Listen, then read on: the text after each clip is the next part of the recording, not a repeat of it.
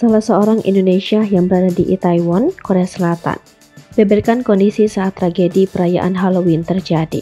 Seleb TikTok @alessiangelin dalam videonya menjelaskan bahwa ia selamat dari tragedi Itaewon. Sebelum tragedi Itaewon pecah, seleb TikTok Alessiangelin sempat unggah video dirinya yang akan ikut perayaan Halloween di kawasan Itaewon, Korea Selatan pada 29 Oktober waktu setempat.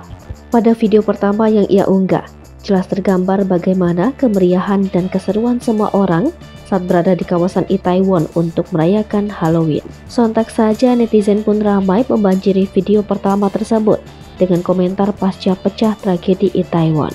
Beberapa jam setelahnya, seleb TikTok Alessia menjelaskan bahwa ia selamat dan sudah berada di hotel tempatnya menginap. Ia pun menceritakan apa yang sebenarnya terjadi pada tragedi Itaewon. Menurutnya, apa yang ia ceritakan ini hanya berdasarkan pengalaman dan apa yang ia lihat saat peristiwa tragis itu terjadi. Ia pun menjelaskan bahwa sesaat sebelum kejadian semua orang di sana untuk berjalan saja susah.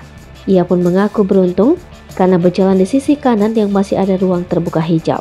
Sementara itu, berdasarkan pemberitaan di berbagai media nasional Korea, saat ini terdapat sekitar 149 korban jiwa dan 76 korban luka. Jumlah tersebut dikhawatirkan akan bertambah.